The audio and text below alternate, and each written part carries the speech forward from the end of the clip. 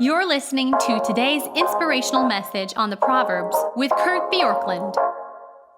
I don't know if you've ever been sucked into a TV infomercial, bought something, and then later said, I got kind of taken on that. I bought something that promised way more than it delivered. I had a moment like this. It wasn't a TV infomercial, but I was at one of the big box stores and they had a guy out front who accosts you when you come in and says, how are your knives at home working for you? And then he shows you the demonstration of how his knife cuts through everything. You know, it's the kind of thing where I'm sure I'm exaggerating this, but he takes the knife and he cuts through, a plastic thing with no problem and says, look, this will cut everything you ever need, and it never needs to be sharpened. And you today can get a set of 3 for this amount of money. Anyway, I heard the presentation. I thought, wow, these are great. These knives look great. We need some new knives. So I bought the knives and got the little guarantee that said lifetime guarantee, never needs to be sharpened. We'll replace them for free. And went home, showed my wife my great conquest of knives. We used them for a while. Of course, they got dull. I went to call to get my knives replaced. And of course, the company had gone out of business.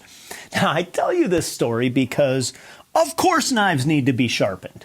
That is naive of me to have bought into the idea that a knife could ever be, never need to be sharpened. And what we have in Proverbs 9 is a lot of talk about the way of wisdom, but right toward the beginning, it says this, verse 4, whoever is simple, let him turn in here. To him who lacks sense, she says, come eat of my bread and drink of my water that I have mixed. Leave your simple ways and live and walk in the ways of insight. Now, this is wisdom saying, don't be simple. Now, this word first appears in chapter 1, and the Hebrew word for simple is piatim, and it means young, naive, open-minded, easily duped or led astray. And the phrase appears in chapter 1, as I said, verse 22, verse 32.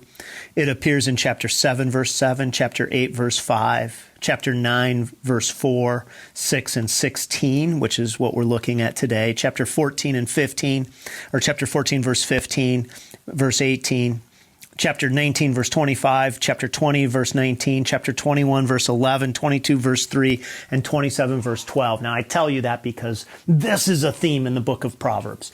Being naive, open-minded to a fault, easily duped, easily led astray. And here's my guess. Most of us don't think that we're easily duped. We think that we're pretty shrewd. We think we can discern if a knife is the kind of knife that doesn't need to be sharpened. But usually when we're fooled without realizing it. And that's why we end up in a place where we basically say something along the lines of, I won't be duped.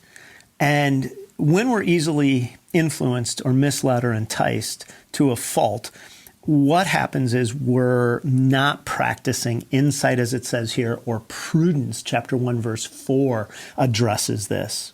And here's are the signs of naivety. When we trust people who aren't trustworthy, when we're easily influenced either toward wisdom or folly by people around us, when we believe that things will work out even when evidence suggests otherwise, and when moving forward without doing due diligence is the choice that we make. Now, the opposite of being naive is actually being cynical and suspicious of everything. I think it was Paul Harvey who once said, I would rather get burned now and then than go through my life not trusting anyone. But ultimately, this call to wisdom, and chapter 1, verse 4 talks about prudence, is that we gain our understanding from teaching, Proverbs 9, verse 4 and 16, and by observing the consequences of other people's foolishness, Proverbs 19, verse 25. And ultimately, prudence can be learned. And because of this, we have hope when we're simple. And ultimately, coming out of our simplicity is in part coming to see that we can't just trust ourselves, but we need to trust God for wisdom, and we need to trust Jesus for salvation. And when that becomes something that we see and understand, then we begin the path of walking away or walking past our simplicity and our naivety. Thanks for joining us here today. There's a lot of great content to explore on Orchard Hill Plus and on the Orchard Hill main feed from the weekend. Have a great day.